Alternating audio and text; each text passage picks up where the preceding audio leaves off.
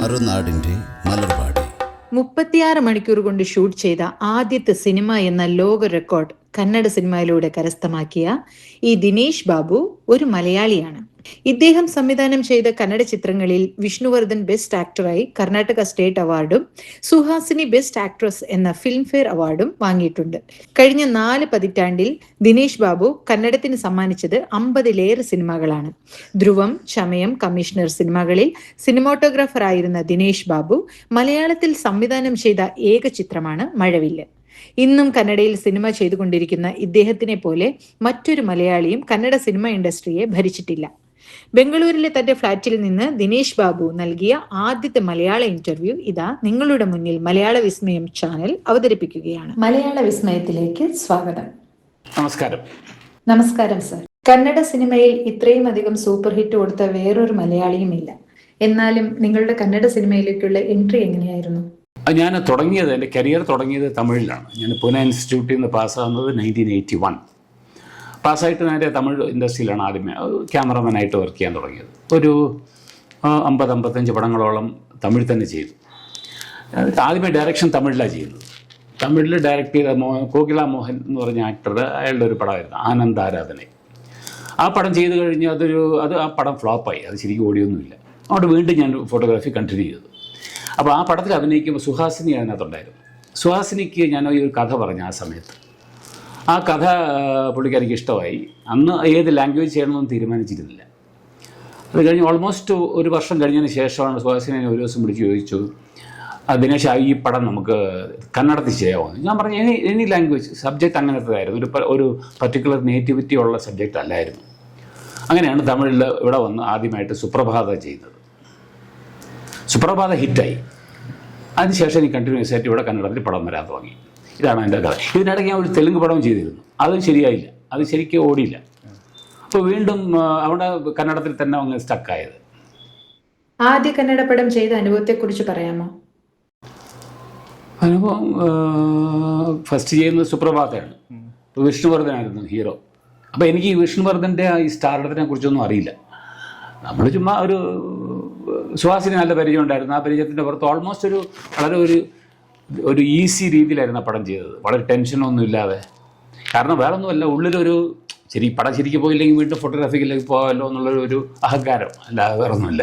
അതിനു മുൻപ് ക്യാമറമാനായിട്ട് വേറെ കന്നഡ പടം ചെയ്തിരുന്നല്ലോ. ഒരു പടം ചെയ്തു, മനിതനൻ മറുപക്കം എന്നൊരു തമിഴ് പടത്തിൻ്റെ ഞങ്ങൾ 2 ലാംഗ്വേജ് ചെയ്തതാണ്. ഇവിടെ കന്നഡത്തിൽ സത്യജ്യോതി എന്നായിരുന്നു എൻ്റെ പേര്. അതിൽ വിഷ്ണുവർദ്ധനായിരുന്നു. അപ്പോൾ അതിന് ക്യാമറ വർക്ക് ചെയ്ത് ആ ഒരു പടം ചെയ്തുള്ളൂ കന്നഡത്തിൽ ഫോട്ടോഗ്രാഫി. അപ്പോൾ പരിചയപ്പെട്ടിരിക്കുമല്ലോ. അപ്പോൾ നാച്ചുറലി വിഷ്ണുവർദ്ധനായിരുന്നല്ലോ ഹീറോ. ആ പരിചയം ഉണ്ടായിരുന്നു. അതുകൊണ്ടായിരുന്നു എനിക്ക് ഈസിയായിട്ട് അപ്രോച്ച് ചെയ്യാൻ പറ്റിയത്. ഡയറക്ഷൻ വന്നപ്പോൾ അപ്രോച്ച് ചെയ്യാൻ പറ്റിയതിൻ്റെ കാരണം അതായിരുന്നു. മാത്രമല്ല, ഈ സുപ്രഭാത എന്ന് പറയുന്ന സബ്ജക്റ്റ് ഞാൻ സുഹാസിനിക്ക് പറഞ്ഞ കഥ അതല്ലായിരുന്നു ഫസ്റ്റ്. ആ കഥ ആയിരുന്നു അമൃതവർഷിണി. ഫസ്റ്റ് സുഹാസിനോട് പറയുന്നത് അമൃതവർഷിയാണ് പറഞ്ഞത്. പക്ഷേ എന്ത് പറ്റിയെന്ന് പറഞ്ഞാൽ ഇവിടെ അതിൻ്റെ പ്രൊഡ്യൂസർ ഒരു സൂര്യപ്രഭ, കന്നഡത്തിലുള്ള മൈസൂറുള്ള ഒരു ലേഡിയായിരുന്നു. അപ്പോൾ അവരുടെ ഫസ്റ്റ് പടമാണ്. അപ്പം ഞങ്ങൾ ഈ പടം തുടങ്ങാമെന്ന് പ്ലാൻ ചെയ്തപ്പോഴത്തേക്കും എല്ലാവരും അവരെ ഡിസ്കറേജ് ചെയ്തു. ഈ ഗാന്ധിനഗർ അവരുടെ കാര്യം, ആദ്യത്തെ പടമാണ്, ഹീറോ ഇല്ലെങ്കിൽ പടം വിൽക്കാൻ പറ്റില്ല എന്നൊക്കെ പറഞ്ഞ് അവരെ പേടിപ്പിച്ചു. അപ്പോൾ ഈ ഒരു സുഹാസിനി എന്നോട് പറഞ്ഞിങ്ങനെ അവർ പേടിച്ചിരിക്കുകയാണ്. അന്ന് ഞാൻ സുഹാസിനോട് ചോദിച്ചു, ആരാ ഇപ്പോൾ അവിടെയുള്ള റണ്ണിങ് സ്റ്റാർ ആരാന്ന് ചോദിച്ചു. അപ്പോൾ വിഷ്ണുവർദ്ധനാണെന്ന് പറഞ്ഞു. ഞാൻ പറഞ്ഞു അങ്ങനെയാണെങ്കിൽ വിഷ്ണുവർദ്ധൻ്റെ കഥ പറയാം. അങ്ങനെ പെട്ടെന്നുണ്ടാക്കിയ ഒരു കഥയാണ് ഈ സുപ്രഭാത.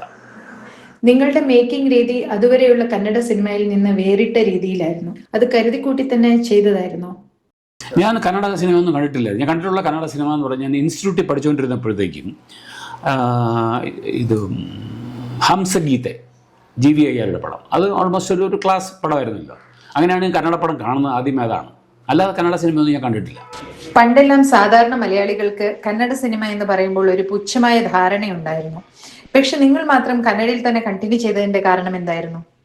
തീരുമാനിച്ചല്ല, അതൊരു ആക്സിഡൻ്റലായിട്ട് വന്നു. ഞാൻ പറഞ്ഞില്ലേ, സുഹാസിനി ഇപ്പം അങ്ങനെ ഒരു ആക്സിഡൻ്റലായിട്ട് വന്നു. ഇവിടെ വന്ന് ഫസ്റ്റ് ചെയ്യുന്ന പടം ഹിറ്റായി. എനിക്ക് ഫർദർ പടങ്ങൾ കിട്ടി. അങ്ങനെയാണ് ഇവിടെ ചെയ്തു തുടങ്ങിയത്. പിന്നെ ഈ എന്താ പറയുന്നത്, ഈ പുച്ഛം എന്ന് പറയുന്നത് അതൊന്നുമില്ല. പുച്ഛത്തിൻ്റെ അല്ല, ഈ മോശപ്പടങ്ങൾ എല്ലാ ലാംഗ്വേജിലും ഉണ്ട്. ഇപ്പം നമ്മളിവിടെ എല്ലാവരും മലയാള പടങ്ങളിലെല്ലാം സൂപ്പർ പടം എന്ന് പറയുന്നത് അവിടെ ഒരു 10 പടം റിലീസാകുമ്പോൾ ഒരു പടം ഹിറ്റാകുന്നത് മലയാളത്തിൽ. ഇവിടെ എല്ലാവരും ആ ഹിറ്റ് പടം കാണുന്നുള്ളൂ. അവരത് കണ്ടിട്ട് അവർ വിചാരിക്കുന്ന എല്ലാ മലയാള പടങ്ങളും അതുപോലെയാണെന്ന്. അല്ല, അതില്ല. പക്ഷെ ഇപ്പോഴും മലയാളികൾ കന്നഡ നടന്മാരുടെ ആക്ടിങ്ങിനെ ട്രോൾ ചെയ്യുന്നത് കാണാമല്ലോ. അതുകൊണ്ട് കാരണം അത് മലയാളത്തിൽ പൊതുവേ ഉണ്ടായിരുന്ന ഒരു ടേസ്റ്റ് ഇപ്പോഴല്ല, ആദ്യം മുതലേ ഈ ഓവർ ആക്ടിങ്ങിനോട് വലിയ യോജിപ്പില്ലായിരുന്നു മലയാള സിനിമയിൽ.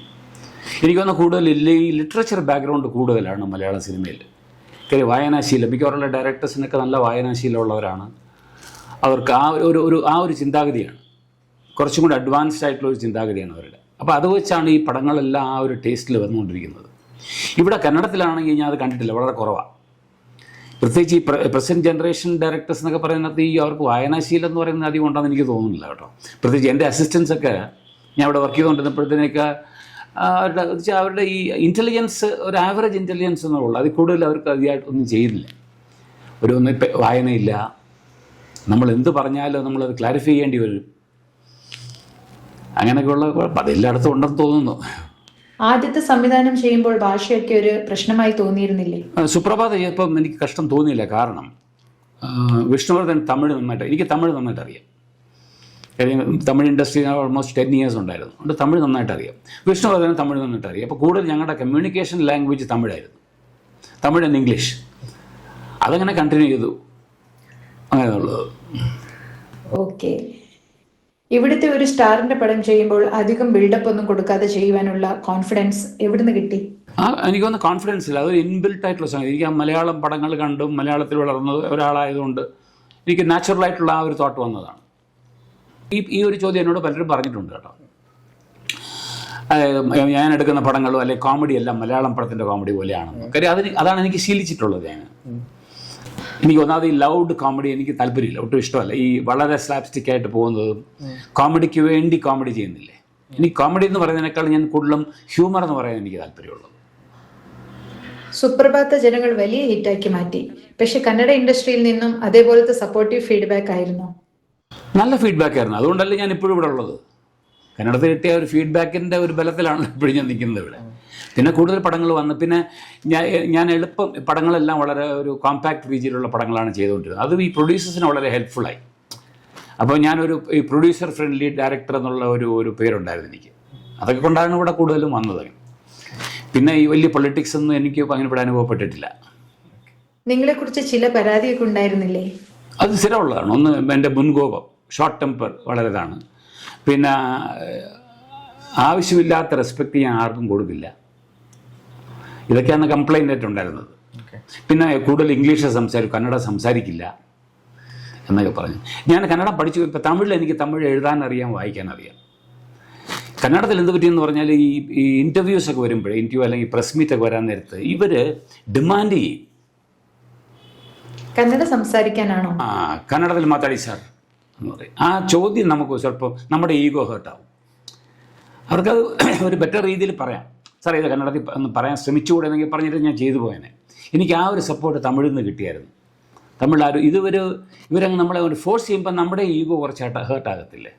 അതുകൊണ്ടായിരിക്കും ഒരു പക്ഷേ ഇപ്പം ഞാൻ ക്ലീനായിട്ട് കന്നഡ സംസാരിക്കും, കന്നഡത്തിൽ എല്ലാം കൊടുക്കും. പിന്നെ ഇൻ്റർവ്യൂസ് കൊടുക്കാറില്ല പൊതുവെ.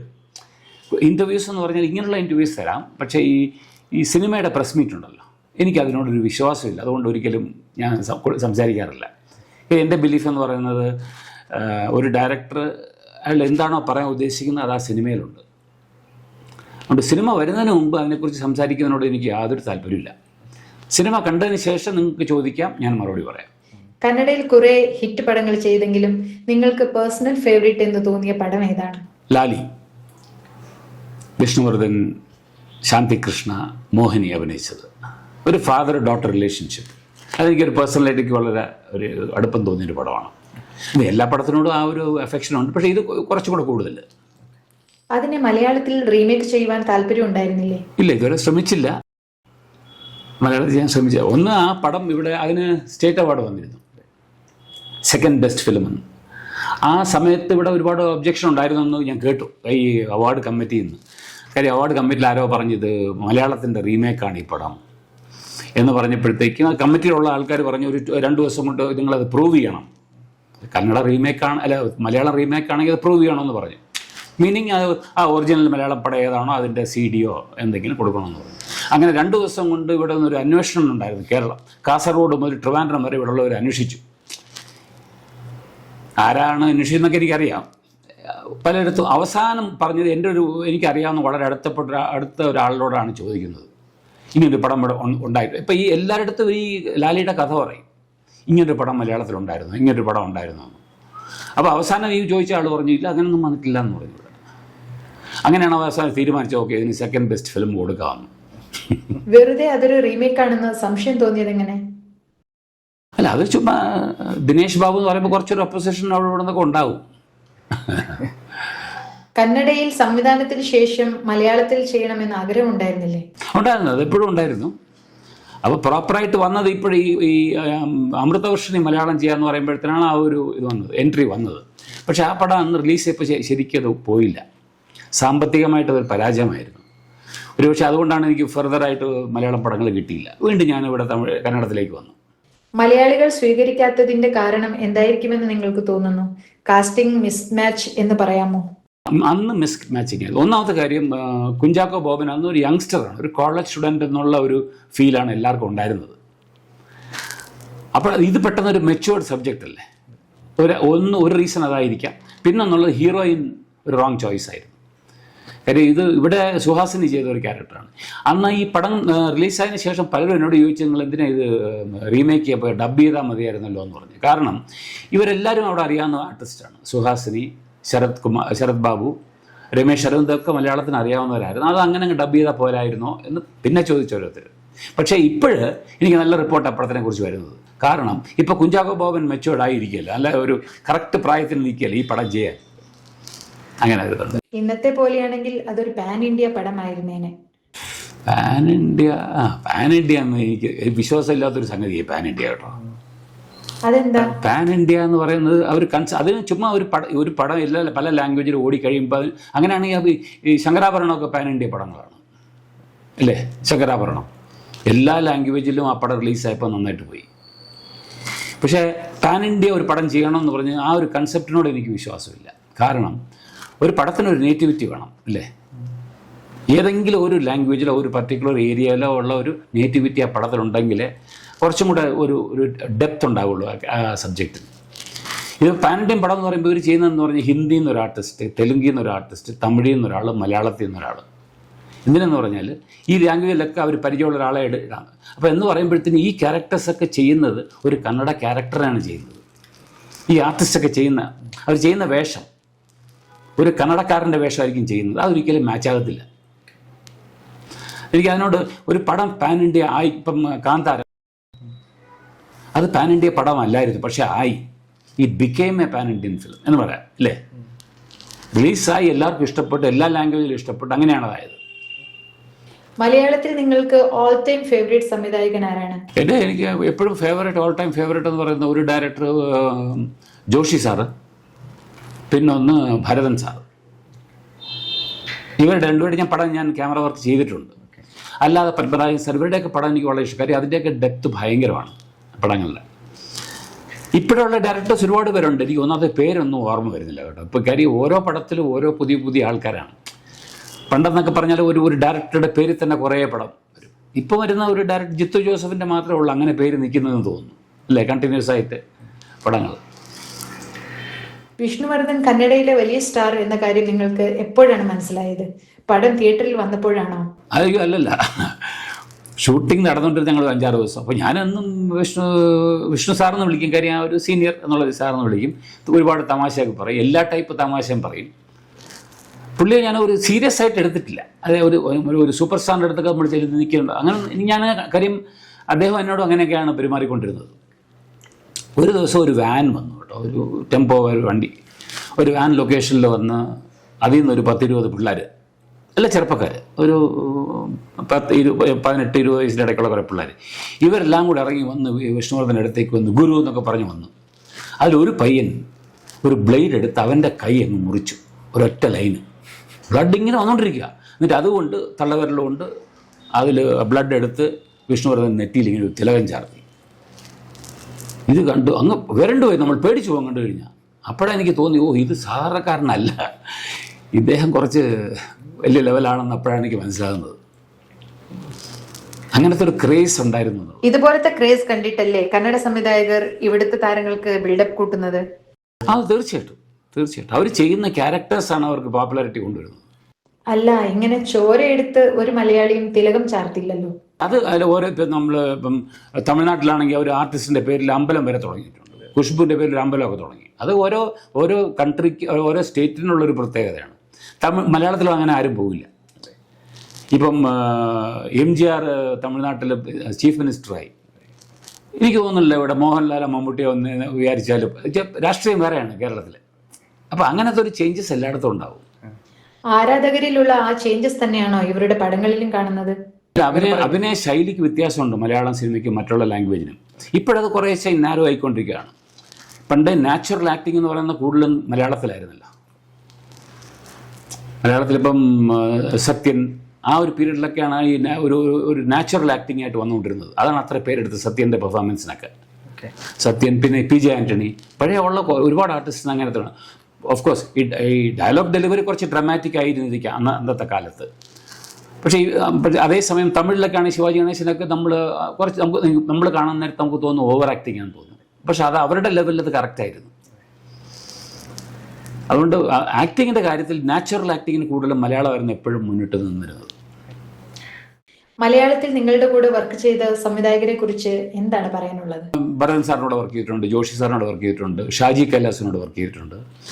ഇത് കൂടാതെ മോഹൻ, കുപ്ലേരി, വിനയൻ ഇവരുടെയൊക്കെ പടങ്ങൾ ചെയ്തിട്ടുണ്ട്. പിന്നെ ആലപ്പി അഷ്റഫിൻ്റെ 2 പടം ചെയ്തിരുന്നു. മുഖ്യമന്ത്രി എന്നൊരു പടം, പാറ എന്നൊരു 2 പടം ചെയ്തിരുന്നു. അങ്ങനെ കുറേ ഡയറക്ടേഴ്സ് ചെയ്തു. അവരുടെ എല്ലാം വർക്കിംഗ് രീതി എങ്ങനെയായിരുന്നു? ഇപ്പം എല്ലാം വളരെ വ്യത്യസ്തമാണ്. ഇപ്പം ജോഷി സാറിൻ്റെ വർക്ക് ഒരു പ്രത്യേക രീതിയിലാണ്. ടെക്നിക്കലി വളരെ സൗണ്ടാണ് ഡയറക്ടർ. ടെക്നിക്കലായിട്ട് ഭയങ്കര നോളജാണ്. ലെൻസിൻ്റെ കാര്യമായിട്ടും പിന്നെ മെമ്മറിയും പിന്നെ ഒരുപാട് പഠിക്കാൻ പറ്റും. ഞാൻ ഇവിടെ ചെയ്യുന്ന പല പടങ്ങളിലും ജോഷി സാറിനോട് പഠിച്ചിട്ടുള്ള ഒരുപാട് സംഗതികൾ യൂസ് ചെയ്യാറുണ്ട്. പിന്നൊന്ന് ഭരതേട്ടൻ ഒരു സീനിനെ ട്രീറ്റ് ചെയ്യുന്ന രീതി അതൊക്കെ വളരെ വിശേഷമായിരുന്നല്ല. അവരുടെ എനിക്ക് ഒരുപാട് ശരിക്കും ഒരു ക്ലാസ് പോലായിരുന്നു. അതെല്ലാം എനിക്ക് ഭയങ്കര എക്സ്പീരിയൻസസ് ആയിരുന്നു. നിങ്ങൾ വർക്ക് ചെയ്ത സംവിധായകന്മാരിൽ ആരെങ്കിലും അഭിനയിച്ച് കാണിക്കുന്നവരുണ്ടായിരുന്നോ? ഇല്ല. ഇപ്പം എൻ്റെ അടുത്ത് ഒരു ക്യാമറമാൻ എൻ്റെ അടുത്ത് അവർ ആക്ട് ചെയ്യേണ്ട കാര്യം ആർട്ടിസ്റ്റുകൾക്ക് ഇല്ലില്ല. അവരെല്ലാം എക്സ്പ്ലെയിൻ ചെയ്ത് കൊടുക്കുന്ന രീതി വളരെ ക്ലിയർ ആയിരിക്കും. എന്താണ് വേണ്ടതെന്നുള്ളത് പറഞ്ഞു കൊടുക്കുന്നില്ലേ, എക്സ്പ്ലെയിൻ ചെയ്യുന്നില്ലേ സീന്. അത് പിന്നെ ഒന്നാമത്തെ കാര്യം, ഈ ആർട്ടിസ്റ്റിനൊക്കെ ഇൻവോൾവ്മെൻ്റ് ഒക്കെ ഞാൻ കണ്ടിട്ടുള്ളത് കൂടുതലും മലയാളത്തിലാണ്. ഒരു ചെറിയ ആർട്ടിസ്റ്റ് പോലും അവരുടെ ക്യാരക്ടറുള്ള ഇൻവോൾവ്മെൻറ്റ്, അപ്പോൾ അവരുടെ കോൺട്രിബ്യൂഷൻ ഒരുപാടുണ്ടാവും. കന്നഡയിൽ നിങ്ങൾ അങ്ങനെ അഭിനയിച്ച് കാണിക്കേണ്ട സാഹചര്യം ഉണ്ടായിട്ടുണ്ടോ?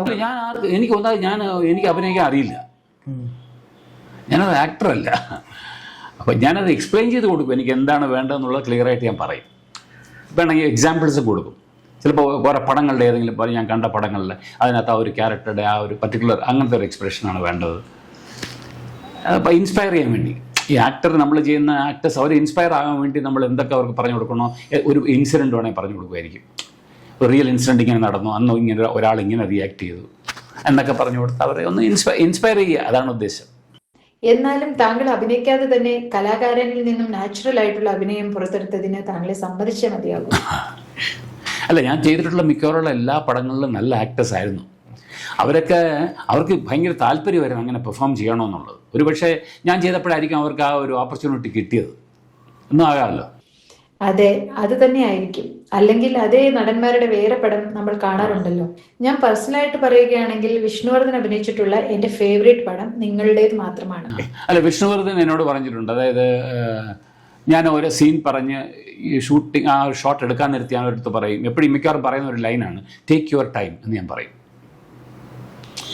സമയം എടുത്ത് ചെയ്താൽ മതി എന്ന് പറയും. അത് എൻ്റെ അടുത്ത് വിഷ്ണുവർദ്ധൻ പറഞ്ഞിട്ടുണ്ട്. സാധാരണ ആരും അങ്ങനെ പറയാറില്ല. എടുത്തുടനെ ഫാസ്റ്റ് എന്ന് പറയുമായിരുന്നു. ഞാനാണെങ്കിൽ ഇല്ല, നമുക്ക് വേണ്ടത് ഒരു പർട്ടിക്കുലർ സംഗതി, ഒരു ഇഫക്റ്റാണ് വേണ്ടത്. ആ ഇഫക്റ്റിന് വേണ്ടി എന്ത് സമയമാണെങ്കിലും കൊടുത്തേ പറ്റുള്ളൂ. മലയാളത്തിൽ നിന്ന് നിങ്ങളൊരു മമ്മൂട്ടിയുടെ പടം കന്നഡയിൽ റീമേക്ക് ചെയ്തിരുന്നല്ലോ, വിഷ്ണുവർദ്ധനെ വെച്ചിട്ട്. രാജമാണിക്യം. ബള്ളാരി നാഗ എന്ന് പറഞ്ഞു. അത് ഞാൻ മഞ്ജു പ്രൊഡ്യൂസ് ചെയ്തത്. മഞ്ജുവിൻ്റെ അടുത്ത് ഞാൻ പറഞ്ഞു, അതെന്തിനാ ചെയ്യുന്നതെന്ന് ചോദിച്ചു. പടം തുടങ്ങുന്നതിന് മുമ്പ് ഞാൻ പറഞ്ഞു ആ പടം മലയാളത്തിൽ ഹിറ്റാകാൻ കാരണമെന്ന് പറഞ്ഞാൽ ആ ട്രിവാൻഡ്രം സ്ലാങ്, അതിൻ്റെ ലാംഗ്വേജ്, ഡയലോഗ്, മമ്മൂട്ടി അത് പറഞ്ഞ രീതി, അതായിരുന്നു ഏറ്റവും അതിൻ്റെ ഹൈലൈറ്റ്.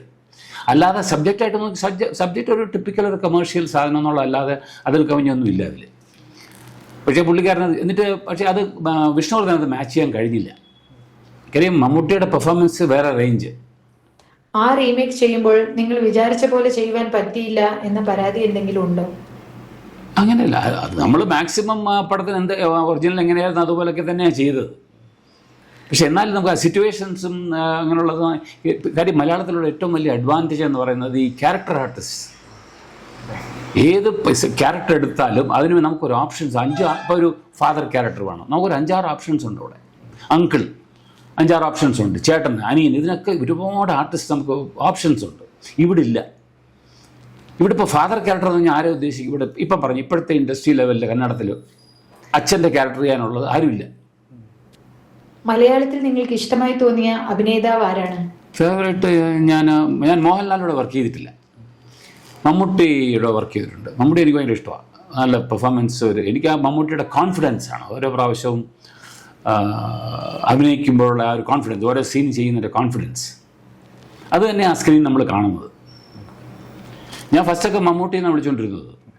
മമ്മൂട്ടിയെന്ന് വിളിച്ചപ്പോഴത്തേന് പുള്ളി എൻ്റെ അടുത്ത് ഒരു ധ്രുവം എന്ന് പറഞ്ഞ പടമായിരുന്നു ആദ്യമേ ചെയ്തത്. അപ്പോൾ ആദ്യത്തെ 2 ദിവസം ഞാൻ മമ്മൂട്ടി കുറച്ച് ലെഫ്റ്റ് റൈറ്റ് എന്നൊക്കെ പറഞ്ഞുകൊണ്ട് ഇരുന്ന് ഞാൻ ക്യാമറ വെച്ചിരുന്നു. എന്നിട്ട് ഒരു ബ്രേക്കിൽ വന്നിട്ട് ജോഷി സാർ എൻ്റെ അടുത്ത് പറഞ്ഞു, എടാ നീ അങ്ങനെ പോയി മമ്മൂട്ടി എന്ന് വിളിക്കുന്ന നിങ്ങൾക്ക് ഇഷ്ടമല്ല കേട്ടോ എന്ന് പറഞ്ഞു. ഞാൻ ചോദിച്ചു പിന്നെ എങ്ങനെയാണ് വിളിക്കേണ്ടതെന്ന് ചോദിച്ചു. അപ്പോൾ എല്ലാവരും അതേ മമ്മൂക്കാന്ന് വിളിക്കുമെന്ന് പറഞ്ഞു. ശരി. ഞാൻ പിറ്റേ ദിവസം രാവിലെ പുള്ളിക്കാരൻ വന്നപ്പോൾ ഞാൻ പറഞ്ഞു ഗുഡ് മോർണിംഗ് മമ്മൂക്കാന്ന് പറഞ്ഞു. അതോടുകൂടി മാറി കേട്ടോ. പുള്ളിയുടെ അപ്രോച്ച് ഭയങ്കര ഇഷ്ടമായി എനിക്ക്. എന്നെ കന്നഡത്തിൽ മലയാളത്തിൽ അറിയുന്ന DB എന്നാണ് അറിയപ്പെടുന്നത്. ആരെയാണ് എന്നെ എല്ലാവരും വിളിക്കുന്നത്? DB, ദിനേശ് ബാബുവിൻ്റെ DB. എനിക്ക് ആ DB എന്ന് പേരിട്ടത് മമ്മൂക്കയാണ്. പിന്നെ ഷാജി സർവരി DB എന്ന് വിളിക്കും. മിക്കവാറും എല്ലാവരും അങ്ങനെ വിളിച്ചോണ്ടിരിക്കും. മോഹൻലാലിന്റെ കൂടെ പടം ചെയ്യണമെന്ന ആഗ്രഹം ഉണ്ടായിരുന്നു, പക്ഷെ അതിനുള്ള ഒരു സാഹചര്യം കിട്ടിയില്ല. കണ്ടതിൽ അപൂർവമായി അഭിനയം തോന്നിയ പടം ഏതാണ്? രണ്ടുപേരുടെ എല്ലാ പടത്തിലും അസാധാരണ അഭിനയം തന്നെയാണ്. അവർ തമ്മിൽ കമ്പയർ ചെയ്യാനേ പാടില്ല. രണ്ടുപേരും 2 റേഞ്ചിലുള്ള ആർട്ടിസ്റ്റാണ്. ഇപ്പം മമ്മൂട്ടി ചെയ്യുന്ന ക്യാരക്ടർ മോഹൻലാലിന് ചെയ്യാൻ പറ്റുമെന്ന് എനിക്ക് തോന്നുന്നില്ല, മോഹൻലാൽ ചെയ്യുന്നത് മമ്മൂട്ടിക്ക് ചെയ്യാൻ പറ്റുമെന്ന് എനിക്ക് തോന്നുന്നില്ല. പിന്നെ വെറൈറ്റി നോക്കിക്കഴിഞ്ഞാൽ കൂടുതലും മമ്മൂട്ടിയാണ് ക്യാരക്ടറൈസേഷൻ വൈസ് ചെയ്തിട്ടുള്ളത്, കൂടുതൽ വെറൈറ്റി ചെയ്തിട്ടുള്ളത്. അതുകൊണ്ട് രണ്ടുപേരും ഈക്വൽ റേഞ്ചാണ്. അവർ ഒരിക്കലും അവരെ കമ്പയർ ചെയ്യാനേ പറ്റില്ല. നിങ്ങളൊരു ക്യാമറമാൻ കൂടിയാണല്ലോ. മലയാളത്തിൽ നിങ്ങളെ ക്യാമറ വർക്കിൽ അതിശയിപ്പിച്ചതാരെ? മലയാളത്തിൽ ഇഷ്ടപ്പെട്ട ക്യാമറ എനിക്ക് വേണുവിൻ്റെ വർക്ക് ഇഷ്ടമാണ്. വേണു, പേര് സണ്ണി ജോസഫ്. പിന്നെ പുതിയ ആൾക്കാർ എനിക്ക് ആരുടെയും പേരറിയത്തില്ല കേട്ടോ. അപ്പോൾ എല്ലാ പടത്തിലും വരെയാണ് എല്ലാവരുടെയും നല്ല വർക്കാണെന്ന് പറയുന്നുണ്ട്. അതിപ്പം ഈ ഡിജിറ്റൽ വന്നപ്പോഴത്തേക്കും മിക്കവാറും എല്ലാവരുടെയും വർക്ക് നല്ലത് തന്നെയാണ്.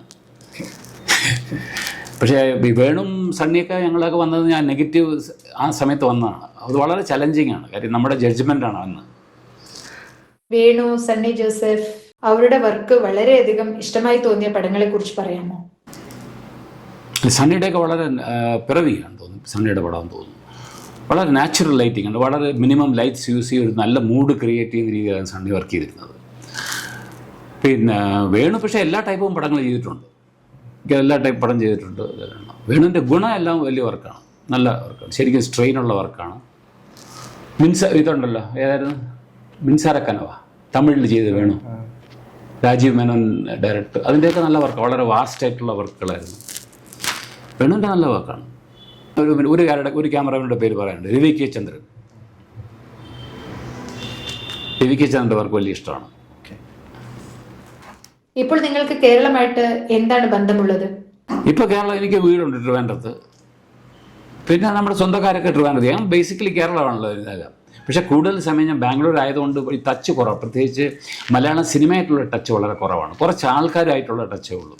ഞാൻ ഇടയ്ക്ക് ഷാജി കൈലാസിനെ വിളിക്കാറുണ്ട്, പിന്നെ ബോബൻ, ആർട്ട് ഡയറക്ടർ ബോബൻ സംസാരിക്കാറുണ്ട്. അങ്ങനെ കുറച്ച് ആൾക്കാരുടെ അടുത്ത് മാത്രമേ ഉള്ളൂ ഒരു കോൺടാക്റ്റ് ഉള്ളത്. അപ്പോൾ നിങ്ങളുടെ വോട്ടർ ഐ ഡി, ആധാർ കാർഡൊക്കെ കർണാടകയിലാണ്? അല്ല, കാർഡല്ല അവിടെ തന്നെ, ആധാർ കാർഡും വോട്ടേഴ്സ് ID ഒക്കെ അവിടെ തന്നെയാണ്. ഇത്തവണ വോട്ട് ചെയ്തോ? ഞാൻ വോട്ട് ചെയ്തിട്ടേ ഇല്ല. നിങ്ങൾ വിഷ്ണുവർദ്ധൻ മാത്രമല്ല, കന്നഡയിലെ പുതുതലമുറയുടെ നായകനായിരുന്ന പുനീത് രാജ്കുമാറിന്റെ കൂടെയും പടം ചെയ്തിരുന്നു. അതിനെക്കുറിച്ചൊന്ന് പറയാമോ? ഞാൻ പുനീത്തിൻ്റെ അഭി എന്ന് പറഞ്ഞ പടം, അത് രണ്ടാമത്തെ പടം ഞാനാണ് ചെയ്തിരുന്നത്. പുനീത്തിനോടൊക്കെ വർക്ക് ചെയ്യാനൊക്കെ വളരെ സുഖമായിരുന്നു. ഒരു നല്ല വളരെ കോപ്പറേറ്റീവായിട്ടുള്ള ആർട്ടിസ്റ്റും എല്ലാവരുടെ അടുത്തും വളരെ റെസ്പെക്റ്റ്ഫുള്ളായിട്ട് ബിഹേവ് ചെയ്യുന്ന ഒരാൾ, എല്ലാവരുടെ അടുത്തും. അതിപ്പം ലൈറ്റ് ബോയ് ആകട്ടെ, ഡ്രൈവർ, അങ്ങനെയൊന്നുമില്ല, എല്ലാവരുടെ അടുത്തും നല്ല രീതിയിൽ പെരുമാറുന്ന ആളാണ്. ആ സമയത്തിൽ കന്നഡയിലെ ലെജൻഡ് ഡോക്ടർ രാജ്കുമാറുമായും ഇന്ററാക്ഷൻ ഉണ്ടായിരിക്കുമല്ലോ? അയ്യോ ശരിക്കും, കാര്യം അന്ന് ഈ അബിയുടെയൊക്കെ ഡിസ്കഷൻ അവരുടെ വീട്ടിൽ വെച്ചാണ്. അപ്പോൾ ഡെയിലി രാവിലെ ഞാൻ അവിടെ ചെല്ലും, ഞങ്ങളവിടെ ഓൾമോസ്റ്റ് ഒരു 4-5 മണി വരെ അവിടുത്തെ വീട്ടിൽ തന്നെ ആയിരിക്കും ഡിസ്കഷനൊക്കെ. അപ്പം അന്ന് വരദപ്പ അണ്ണനൊക്കെ ഉണ്ടായിരുന്നു. വരദപ്പ, പിന്നെ രാജ്കുമാർ സാറ്, പിന്നെ റൈറ്റ്, ഇങ്ങനെ ഞങ്ങളെല്ലാം അവിടെ ചേർന്നാണ് ഇരുന്ന് സ്ക്രിപ്റ്റിൻ്റെ ഒക്കെ വർക്ക് ചെയ്തുകൊണ്ടിരുന്നത്. അപ്പോൾ ഡെയിലി മീറ്റ് ചെയ്യാനുണ്ട്. അപ്പോൾ ഞാനായിരിക്കും മിക്കവാറും ഫസ്റ്റ് ചെല്ലുന്നത് അവിടെ ഡിസ്കഷന്. അപ്പോൾ രാജ്കുമാർ സാർ ഉണ്ടായിരിക്കും, ഞങ്ങളിരുന്ന് സംസാരിക്കും. എന്നെ വലിയ കാര്യമായിരുന്നു. കാര്യം എന്ത് വേണമെങ്കിലും ഞങ്ങൾ ഒരുപാട് കാര്യങ്ങൾ ഡിസ്കസ് ചെയ്തിട്ടുണ്ട്, സംസാരിച്ചിട്ടുണ്ട്. ആ വീരപ്പൻ്റെ കേസുകളൊക്കെ ഒരുപാട് സംസാരിച്ചിട്ടുണ്ട്. ആ പുള്ളിയുടെ അനുഭവങ്ങളൊക്കെ ഒരുപാട് പറഞ്ഞിട്ടുണ്ട്. പിന്നെ ഏറ്റവും രസം പുള്ളിയുടെ കൂട്ടിരുന്ന് ആഹാരം കഴിക്കുന്നതാണ്. അപ്പോൾ എന്നോട് പറയും, ദിനേശ് നാളെ സൺഡേ ആണ്, മട്ടൺ ഉണ്ട് കേട്ടോ എന്ന് പറയും, നേരത്തെ വരണം. അങ്ങനെ ഞാൻ ചെല്ലും. നമ്മുടെ അടുത്ത ഡൈനിങ് ടേബിളിൽ ഇരുത്തി പുള്ളിക്കാരൻ നല്ല ഈ പീസ് തിന്നു എന്നൊക്കെ പറഞ്ഞ് ഭയങ്കര കാര്യമായിരുന്നു. കന്നഡയിലെ ഒരു എവർഗ്രീൻ സൂപ്പർ സ്റ്റാർ ആണ് രാജ്കുമാർ. പക്ഷെ അടുക്കുമ്പോൾ വളരെ ഹംബിളാണെന്ന് പലരും പറയുന്നത് കേട്ടിട്ടുണ്ട്. അല്ല, ഹംബിൾ തന്നെ ആയിരുന്നു കേട്ടോ, വളരെ ഹംബിളായിരുന്നു. അതായത് ആര് വന്നാലും പുള്ളി എഴുന്നേറ്റ് നിന്ന് നമസ്കാരം പറയുള്ളൂ. ആര് വന്നാലും ആരെങ്കിലും പരിചയപ്പെടുത്തി കഴിഞ്ഞാൽ ആ സെക്കൻഡിൽ ഇരിക്കുകയാണ്, എഴുന്നേറ്റ് നിന്ന് നമസ്കാരം പറയും. അങ്ങനത്തെ ഒരു സ്വഭാവം. വളരെ സൗമ്യമായിട്ട് എല്ലാവരോടും സംസാരിക്കാറുള്ളൂ. എന്നിട്ട് ഭാഷ വളരെ നന്നായിട്ട് കൈകാര്യം ചെയ്യുന്ന ആളാണ്. കന്നഡയൊക്കെ രസമാണ് കേൾക്കാൻ, പുള്ളിയുടെ സംസാരിക്കുന്നത് കേൾക്കാൻ. അദ്ദേഹത്തിന്റെ കൂടെ പടം ചെയ്യണമെന്ന പ്ലാൻ ഉണ്ടായിരുന്നു? ഉണ്ടായിരുന്നു, പറഞ്ഞിരുന്നു. എന്നോട് പറഞ്ഞിങ്ങനെ ഒരു കഥ ഉണ്ടാകും, ചെയ്യാം എന്നൊക്കെ പറഞ്ഞു. ശരി. പക്ഷേ എനിക്കുള്ള ചലഞ്ച് എന്ന് പറഞ്ഞാൽ, ഞാൻ രാജ്കുമാർ സാറിനെ ചെയ്യാന്ന് പറഞ്ഞാൽ ഹയസ്റ്റ് നമുക്കൊരു അച്ചീവ്മെൻ്റ് ആണ് കന്നഡത്തിൽ ആ പീരീഡിലൊക്കെ. അത് സൂപ്പർ സ്റ്റാർ അല്ലേ. അപ്പോൾ അവർക്ക് വേണ്ടി ചെയ്യുമ്പോൾ ഞാൻ അത്രയും കെയർഫുള്ളായിട്ട് ചെയ്യണം. അപ്പോൾ അതിനുവേണ്ടി ഞാൻ ഇങ്ങനെ കഥകളൊക്കെ ആലോചിച്ചുകൊണ്ടിരുന്നു. പക്ഷേ അപ്പോഴത്തേനും ലേറ്റായിപ്പോയി. രവിചന്ദ്രനുമായി പടം ചെയ്തത് എങ്ങനെയായിരുന്നു? രവിചന്ദ്രൻ ഒരു ഷോമാനാണ്, ഷോമാൻഷിപ്പാണ് പുള്ളിക്കുള്ളത്. പുള്ളിയുടെ പടങ്ങളൊക്കെ നോക്കിക്കഴിഞ്ഞാൽ ഗ്രാൻഡിയറും ഹെവി സ്റ്റാർ കാസ്റ്റും ഒക്കെ ഉള്ള ഒരാളാണ്. നല്ല ടെക്നീഷ്യനാണ്, വിവരമുള്ളൊരു ടെക്നീഷ്യനാണ്. പിന്നെ കമേഴ്ഷ്യൽ പടങ്ങളാണ് കൂടുതൽ റീമേക്കുകളൊക്കെ ചെയ്തിട്ടുള്ളത്. ഞാൻ ഒരു പടമേ ചെയ്തിട്ടുള്ളൂ, കുഴപ്പമില്ലാത്ത ഒരു എക്സ്പീരിയൻസ് ആയിരുന്നു. പാണ്ഡുരംഗ വിറ്റല എന്ന് പറഞ്ഞൊരു പടം ചെയ്തിരുന്നു. ഉപേന്ദ്രയോട് പടം ചെയ്തിട്ടുണ്ട്. ഉപേന്ദ്രയോട് എനിക്ക് നല്ല രസമായിരുന്നു അറിയാം. അതായത് ഹോളിവുഡ് എന്ന് പറഞ്ഞ പടം ചെയ്ത് എല്ലാവരും പറഞ്ഞ് ഇന്ദ്രൻ്റെ ഹോളിവുഡിൽ നിന്ന് എടുത്തതാന്ന് പറഞ്ഞത്. ആക്ച്വലി സബ്ജക്റ്റ് ഉപേന്ദ്രയുടെ ആയിരുന്നു. കഥ ബേസിക് അതിൻ്റെ ആ ഒരു. പിന്നെ ഞാൻ അതിൻ്റെ സ്ക്രീൻ പ്ലേ ആണ് ചെയ്തത്. അതൊരു ഇൻട്രസ്റ്റിംഗ് എക്സ്പീരിയൻസ് ആയിരുന്നു. ഉപേന്ദ്രയുടെ കൂടെ പുതിയൊരു പടം ചെയ്യുന്നതായി കേട്ടു. ഉണ്ടായിരുന്നു. ഞാൻ ഒരു കഥ പറഞ്ഞ പുള്ളിക്ക് വളരെ ഇഷ്ടപ്പെട്ടിരിക്കുകയാണ്. പക്ഷെ അത് വളരെ ഹൈ ബഡ്ജറ്റാണ്. അതുകൊണ്ട് ഞാൻ അങ്ങനെ പ്രൊഡ്യൂസറെ തേടിക്കൊണ്ടിരിക്കുന്നു. കോൺട്രവേഴ്സി ഒന്നുമില്ലല്ലോ? അല്ല, കോൺട്രവേഴ്സി ഒന്നുമില്ല. ഒരു പ്രത്യേക ടൈപ്പ് ഒരു പടമാണ് അത് ഏത് ലാംഗ്വേജിലും ചെയ്യാൻ പറ്റും. കെമ്പേഗൌഡയുടെ കഥയല്ലേ? കെമ്പേഗൌഡ അല്ല കെമ്പേഗൌഡ അതൊരു കോൺട്രവേഴ്സി വെച്ചാൽ ഒരു കേസുണ്ട് ആ പടത്തിൻ്റെ. നാഗാഭരണ ഒരു കേസ് കൊടുത്തു. കാരണം ഈ പടം അയാളുടെ സബ്ജക്റ്റ് ആണെന്നൊക്കെ പറഞ്ഞുകൊണ്ട് കോടതിയിൽ നിന്ന് അത് വിധി വന്നു. കെമ്പേഗൌഡ എന്ന് പറയുന്ന ഈ വ്യക്തി എന്ന് പറഞ്ഞത്, അതായത് ഈ ബാംഗ്ലൂർ കണ്ടുപിടിച്ച ആളെന്നാണ് പറയുന്നത്. ബാംഗ്ലൂരിനെ കണ്ടുപിടിച്ചതെന്ന് പറഞ്ഞാൽ ബാംഗ്ലൂരിനെ ബാംഗ്ലൂർ ആക്കിയ ആളാണ്. അന്നുണ്ടായിരുന്നു, അതായത് ഈ 1530 ആ പീരീഡാണ്. അപ്പോൾ ആ സമയത്ത് ചെറിയ ചെറിയ ഗ്രാമങ്ങൾ പോലെ അവിടെ ഇവിടെയൊക്കെ ഉണ്ടായിരുന്നുള്ളൂ. അത് പുള്ളിക്കാരനത് ഒറ്റയ്ക്ക് അതൊന്ന് യുണൈറ്റ് ചെയ്ത് പ്രസൻറ്റ് ഈ ബാംഗ്ലൂർ സിറ്റി ആക്കി എടുത്ത ഒരാളാണ് ഈ കെമ്പേഗൌഡ, നാടപ്രഭു കെമ്പേഗൌഡ എന്നുള്ള പേര്. അപ്പോൾ ആ ഒരു പീരീഡിലെ ഹിസ്റ്ററിയാണ്. ആ 1530s 16th സെഞ്ച്വറി ആ ഒരു പീരീഡിലുള്ളതാണ് സംഭവം കംപ്ലീറ്റ്. അപ്പോൾ ഇത് നമ്മൾ റിയലിസ്റ്റിക്കായിട്ട് അതുപോലെ തന്നെ എടുക്കാം, അതുപോലെ സ്റ്റേജിൽ എടുക്കാൻ വേണ്ടിയുള്ള പ്ലാനാണുള്ളത് ഇപ്പോഴും. അങ്ങനെ എല്ലാ അനൗൺസ്മെൻറ്റ് കഴിഞ്ഞപ്പോഴാണ് ഇങ്ങനെ ഒരു കേസ് വന്നത്. കേസ് ഒരു സ്റ്റുപ്പിഡായിട്ടുള്ളൊരു കേസാണ്. കാര്യം അത് വേറെ ആരുടെ കഥയാണെന്നും പറഞ്ഞുകൊണ്ട് വന്നു, എൻ്റെ കഥയാണെന്ന് പറഞ്ഞുകൊണ്ട്. അത് കോടതി ചോദിച്ചെങ്ങനെയാണ്, ഹിസ്റ്ററി എങ്ങനെയാണ് നിങ്ങളുടെ കഥയാണെന്ന് ചോദിച്ചു കോടതിയിൽ. അതുകൊണ്ട് കേസ് രക്ഷപ്പെട്ടു. പക്ഷേ അതായിരുന്നു ഒരു കോൺട്രവേഴ്സി, വേറെ ഒന്നുമില്ലായിരുന്നു. ശിവരാജ് കുമാറിന്റെ കൂടെയും ഒരു പടമുണ്ടല്ലോ, ഇൻസ്പെക്ടർ വിക്രം. അത് അന്ന് ചെയ്തു. പക്ഷെ പുതുതായിട്ട് ഒരു കഥ പറയുന്നതായി കേട്ടു. കഥ പറഞ്ഞു, പക്ഷെ അതൊന്നും അങ്ങോട്ട് വർക്കൗട്ട് ആയില്ല. കഥ പറഞ്ഞു ചെയ്യാന്നൊക്കെ പറഞ്ഞു, പിന്നെ പുള്ളി വളരെ ബിസിയായി. എപ്പോഴും നോക്കിയാലും വളരെ ബിസിയാണല്ലോ ആള്. ഇപ്പോൾ ജയിലറിലൊക്കെ മലയാളികളും ഇഷ്ടപ്പെട്ട ശിവരാജ് കുമാർ 80 കാലഘട്ടത്തിൽ നിങ്ങൾ സംവിധാനം ചെയ്യുമ്പോൾ എങ്ങനെ ഉണ്ടായിരുന്നു? അല്ല, ആ സമയത്തൊക്കെ ശിവരാജ് കുമാർ ഇത്ര ഇമ്പ്രൂവ് ആയിട്ടില്ല. ഒരു അപ്കമിങ് സ്റ്റേജാണ്. കാര്യം ഹീറോ ആണ്, സ്റ്റാർ ആയിരുന്നെങ്കിൽ പോലും ആ ഒരു മെച്യൂരിറ്റി വന്നതൊക്കെ ഇപ്പോഴും ഈ അടുത്ത കാലത്ത് വന്ന പടങ്ങളിലൊക്കെയാണ് ആ ഒരു പക്ക മെച്യൂരിറ്റി ആയിട്ടുള്ള ഒരു പെർഫോമൻസ് ഒക്കെ വന്നത്. നിങ്ങൾ സുരേഷ് ഗോപിയുടെ പടത്തിന് ക്യാമറമാൻ ആയിരുന്നു. സുരേഷ് ഗോപിയുടെ കൂടെ കമ്മീഷണർ. ആ സമയത്തിന്റെ അനുഭവങ്ങൾ? മലയാളം ആർട്ടിസ്റ്റോടൊക്കെ വർക്ക് ചെയ്യാനുള്ള സുഖമാണ് പൊതുവെ. എല്ലാ എനിക്കിതുവരെ ഒരു ആർട്ടിസ്റ്റിൻ്റെ പ്രശ്നങ്ങൾ ഉണ്ടായിട്ടില്ല. ഞാൻ ചെയ്ത ഒരു ലക്കിയാണ് ഞാൻ ആ കാര്യത്തിൽ. ഏത് പടം ചെയ്താലും ഏത് ഹീറോ ആണെങ്കിലും ഫ്രണ്ട്ലി ആയിട്ടൊരു അറ്റ്മോസ്ഫിയറിൽ പൊക്കോളും. സുരേഷ് ഗോപിയുടെ കൂടെ കമ്മീഷണർ ഷാജി കൈലാസിൻ്റെ ആ ചിത്രത്തിൽ എന്തെങ്കിലും ഓർമ്മ വെക്കത്തക്ക ഇൻസിഡൻസ്? ഷാജിക്ക് ആ പടം അത് മൊത്തം ഒരു ഓർമ്മ തന്നെയാണ്. പ്രത്യേകിച്ച് യൂണിവേഴ്സിറ്റി കോളേജിൻ്റെ മുമ്പിലുള്ള ഒരു സീനുണ്ടായിരുന്നു, ഒരു ആക്ഷൻ സീക്വൻസ് ഉണ്ടായിരുന്നു. അത് ഞങ്ങൾ 2 ഞായറാഴ്ച കൊണ്ട് ഷൂട്ട് ചെയ്ത് തീർത്ത് തരണം. അതൊരു വല്ലാത്ത അനുഭവമായിരുന്നു. നിങ്ങളുടെ ഈ വീട്ടിൽ വന്നവർക്ക് കുറെ പെയിന്റിങ്സ് ഒക്കെ കാണാൻ പറ്റും. ഇതെല്ലാം നിങ്ങൾ തന്നെ വരച്ചതാണെന്ന് കേട്ടു. പെയിന്റിങ് ഒരു ഹോബിയാണ്. പെയിന്റിംഗ് എന്ന് ഉദ്ദേശിക്കുന്നത് വലിയ ഈ മാസ്റ്റർ പെയിന്റിങ്ങുള്ള പെയിന്റിംഗ് ഒന്നും അല്ല കേട്ടോ. ചില ഫോട്ടോസ് കണ്ടാൽ അത് പെയിന്റ് ചെയ്യണമെന്ന് തോന്നുന്നു, അങ്ങനെ ചെയ്യുന്നതാണ്. ഞാൻ ഫോർമലായിട്ടൊന്നും പഠിച്ചിട്ടില്ല, പെയിന്റിംഗ് ഒന്നും പഠിച്ചിട്ടില്ല. പക്ഷെ ഇത്രയും നന്നായിട്ട് വരയ്ക്കാൻ പറ്റുന്നത് എങ്ങനെയാ? നന്നായിട്ട് വരയ്ക്കാൻ പറ്റുമെന്ന് അറിയില്ല എങ്ങനെയാന്ന്. ചെയ്തു അത്ര തന്നെ. പെയിൻറ്റിങ് ഉണ്ട്, പിന്നെ കാർപ്പൻട്രി വർക്ക് ചെയ്യാം. പക്ഷെ ഇവിടെ അതിനുള്ള ടൂൾസ് ഒന്നുമില്ല. നാട്ടിലാണ്, ട്രിവാൻഡ്രത്തുണ്ട്, വീട്ടിലുണ്ട് കാർപ്പൻട്രി. ചെറിയ ടേബിളും പിന്നെ കട്ടിലൊക്കെ ഉണ്ടാക്കിയിട്ടുണ്ട്. ഓഹോ, നിങ്ങളുടെ പുതിയ പ്രോജക്റ്റ് ഏതൊക്കെയാണ്? പുതിയ പ്ലാൻ ഇപ്പം അടുത്ത മാസം ഒരു പടം ചെയ്യുന്നുണ്ട് ഇവിടെ കന്നഡത്തിൽ. അഥർവ എന്ന് പറഞ്ഞ പടം ചെയ്യും. അഥർവ അതൊരു ഓഫ് ബീറ്റ് ഫിലിമാണ്. ഒരു ബ്ലാക്ക് മാജിക്കിൻ്റെ ബാക്ക്ഗ്രൗണ്ടുള്ള ഒരു സാധനമാണ്. ഫാൻറ്റസി അല്ല, റിയലിസ്റ്റിക് ആയിട്ടുള്ളൊരു അപ്രോച്ചാണ്. ഒരു അച്ഛനും മോഹനും തമ്മിലുള്ള ഒരു കോൺഫ്ലിക്റ്റാണ് സംഭവം. അതാണ് അഥർവ എന്ന് വിചാരണം. അത് കഴിഞ്ഞ് അത് നെക്സ്റ്റ് പിന്നെ കെമ്പകോട മിക്കവാറും ഞങ്ങൾ ഒരു ഒക്ടോബർ തുടങ്ങാനുള്ള പ്ലാനിലുണ്ട്. അതില്ലാതെ ഒരു വേറെ പ്രോജക്റ്റ് ഉള്ളത് കണ്ടു കാണാൻ, ആ ഡിസൈൻ കണ്ടാണ്, ഏകലവ്യ എന്ന് പറഞ്ഞിട്ട് പ്രോജക്റ്റ്. അതൊരു പ്രസ്റ്റീജിയസ് ഒരു അംബിഷ്യസ് പ്രോജക്റ്റാണ്. ഏകലവ്യ ശരിക്കും പുരാണത്തിലുള്ള ഏകലവ്യ ക്യാരക്ടർ തന്നെയാണ്. ഈ നമ്മുടെ മഹാഭാരതത്തിലുള്ള ഏകലവ്യ ക്യാരക്ടറിനെ വെച്ചുകൊണ്ടൊരു സബ്ജക്റ്റാണ്. പുതുമുഖമാണോ ഇതിൽ നായകനായി അഭിനയിക്കുന്നത്?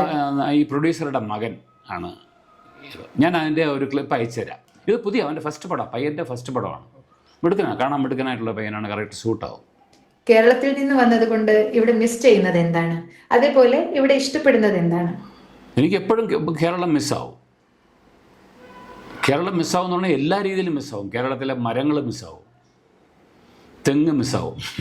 ഇവിടെ ഉണ്ട് തെങ്ങ്, പക്ഷെ ഇവിടുത്തെ തെങ്ങ് എനിക്ക് ഇഷ്ടമല്ല. കേരളത്തിലെ തെങ്ങാണ് തെങ്ങ്. പിന്നെ എന്താ ആഹാരം എനിക്കൊരു പ്രശ്നമാണ് ഇവിടെ. കാര്യം ഇവിടുത്തെ ഞാൻ ഈ വെളിച്ചെണ്ണ ഉപയോഗിച്ചുള്ള ശീലം, കോക്കനട്ട് ഓയിലാണല്ലോ കൂടുതൽ യൂസ് ചെയ്യുന്നത്. അതുകൊണ്ട് ഞാനിവിടെ സെൽഫ് കുക്കിംഗ് ആണ്, കോക്കനട്ട് ഓയിൽ തന്നെ ചെയ്യുന്നതില്ല. അതുകൊണ്ട് ആഹാരം എനിക്കൊരു പ്രശ്നം തന്നെയാണ്. പിന്നെ ബാംഗ്ലൂരുള്ള വേറെ ഒരു കോസ്മോപൊളിറ്റൻ സിറ്റി, അങ്ങനെയൊക്കെ ഉള്ള ഒരിതുണ്ട്. ഇത്രയുള്ള വേറെ പ്രത്യേകിച്ചൊന്നും ഞാൻ കാണുന്നില്ല. ഇനിയൊരു മലയാള സിനിമ ചെയ്യണമെന്ന ആഗ്രഹമില്ലേ? മലയാളത്തിൽ ചെയ്യണം. അത് ഒന്നും ഇപ്പോൾ ഇല്ല, പ്ലാനൊന്നും ഇല്ല. പക്ഷേ എൻ്റെ മനസ്സിൽ എനിക്ക് ആഗ്രഹമുണ്ട് മലയാളം പടം ചെയ്യണമെന്ന്. മോസ്റ്റ്ലി ഞാൻ നെക്സ്റ്റ് ഇയർ എന്തെങ്കിലും ഞാൻ ഒരെണ്ണം ചെയ്തിരിക്കും. ഇനിയിപ്പോൾ സ്റ്റാറിനെ വെച്ച് തന്നെ പടം ചെയ്യണമെന്നാണോ? അങ്ങനെയൊന്നുമില്ല. നല്ലൊരു പടം ചെയ്യണമെന്നുള്ളതാണ് ആഗ്രഹം. എനിക്ക് സ്റ്റാർസിനോട് പ്രത്യേകിച്ച് വലിയ താല്പര്യമില്ല കേട്ടോ. നല്ല പടം ചെയ്യണമെന്നുള്ളതാണ്. ഇത് നിങ്ങളുടെ ആദ്യത്തെ മലയാള ഇന്റർവ്യൂ ആണോ? അതെ, ആദ്യമായി മലയാളത്തിൽ ഇന്റർവ്യൂ ചെയ്യുന്നത്. എങ്ങനെയായിരുന്നു സർ? ആദ്യമായിട്ട് മലയാളത്തിൽ ഇന്റർവ്യൂ. അതുകൊണ്ട് എനിക്ക് ഈ സംസാരിച്ചുകൊണ്ട് ഇപ്പോൾ ഈ എപ്പോഴും കന്നഡവും ഇംഗ്ലീഷും പറഞ്ഞുകൊണ്ട് ഇടയ്ക്ക് മലയാളം പറയുമ്പോൾ നല്ല മലയാളമാണോ എന്ന് എനിക്ക് തന്നെ ഡൗട്ടാണ്. ഒരു മലയാളി സംസാരിക്കുന്ന പോലെ ആണോ എന്ന് എനിക്ക് സംശയമുണ്ടിരിക്കും. ചില കന്നഡ ആക്സെൻറ്റ് വരും, തമിഴ് ആക്സെൻറ്റ് കുറച്ച് വരും. കാര്യം മലയാളം വളരെ കുറച്ചാണ് ഇവിടെ സംസാരിക്കുന്നത്. ഇവിടെ കൂടുതലും ഇംഗ്ലീഷ്, കന്നഡ, തമിഴാണ് സംസാരം. പിന്നെ ഹിന്ദി, നമ്മുടെ ഈ ഇവിടുത്തെ സെക്യൂരിറ്റി എടുത്ത് ഗൂർഖകൾ അവരുണ്ടല്ലോ, പിന്നെ ബംഗാളീസ് അല്ല നേപ്പാളീസ്, അവരെടുത്ത് ഹിന്ദി. മലയാളം വളരെ കുറവാണ്. നമ്മുടെ ഈ അപ്പാർട്ട്മെൻറ്റിൽ ഇതിനകത്ത് ഞാനിപ്പോൾ താമസിക്കുന്നിടത്ത് 44 അപ്പാർട്ട്മെൻറ്റ്സാണ് ഉള്ളത്. അതിൽ ഞാൻ മാത്രമേ ഉള്ളൂ മലയാളി. ഇവിടുത്തെ കൊച്ചു പിള്ളേരൊക്കെ നമ്മുടെ വലിയ കമ്പനിയാണ്. ഇവിടെ പിള്ളേർ കൊച്ചു പിള്ളേർ ഒരുപാട് പേരുണ്ട്. ഇവിടെ തമാശ ഈ പിള്ളേർ എന്നെ അങ്കിൾ എന്ന് വിളിക്കും. പിള്ളേരുടെ അച്ഛനും അമ്മയും എന്നെ അങ്കിൾ എന്ന് വിളിക്കുന്നത്. അവരാരും എന്നെ താത്താന്ന് വിളിക്കത്തില്ല, അപ്പൂപ്പാന്ന് വിളിക്കത്തില്ല ആരും. ഈ മലയാള വിസ്മയം എന്ന ഈ പുതിയ ചാനലിനെ കുറിച്ച് നിങ്ങൾക്ക് എന്താണ് പറയാനുള്ളത്? അല്ല, എനിക്ക് വളരെ ആ കൺസെപ്റ്റ് ഇഷ്ടപ്പെട്ടു. കാര്യം കേരളത്തിന് പുറത്തുള്ള മലയാളികളെ കുറിച്ചുള്ള അവരെക്കുറിച്ചുള്ള ഒരു നല്ല സംഗതിയാണത്. ഒരുപാട് പേര് കിട്ടും കേട്ടോ, ഒരുപാട് പേര്. സിനിമ എന്ന് മാത്രമല്ല, അല്ലാതെ തന്നെ പല ഫീൽഡിലുമുള്ള മലയാളീസ് ഒരുപാട് വളരെ സക്സസ്ഫുൾ ആയിട്ടുള്ള മലയാളീസുണ്ട്. സിനിമയിൽ തന്നെ നമുക്ക് വേറെ ഒരാളുണ്ടല്ലോ, VK പ്രകാശാണോ? അല്ല, VK പ്രകാശിന് ചെയ്യാം. കാര്യം പുള്ളി കൂടുതൽ ഇവിടെയാണ് ബേസും ആഡ് ഫിലിമിൻ്റെ കൺസെപ്റ്റൊക്കെ ഇവിടെയാണ് കൂടുതലുള്ളത്. ഇതുവരെ ഞങ്ങളുടെ കൂടെ വിശേഷങ്ങൾ പങ്കിട്ടതിന് നന്ദി സർ. നന്ദി. കാരണം ഓൾ ദി ബെസ്റ്റ്. ചാനലിന് എല്ലാ നന്മകളും നേരട്ടെ. Thank you so much. Okay.